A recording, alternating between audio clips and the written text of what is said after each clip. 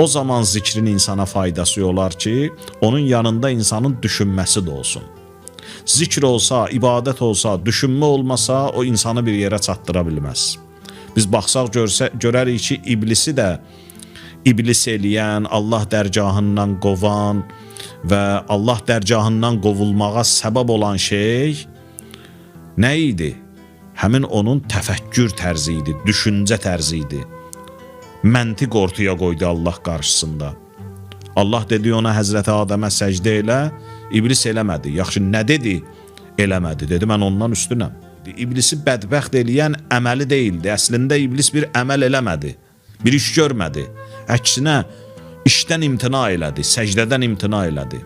İblisi bədbəxt eləyən onun təfəkkürü idi. Ona görə də, əgər ibadət olsa, təfəkkür olmasa, bu insanı bir yerə aparıb çatdırmaz.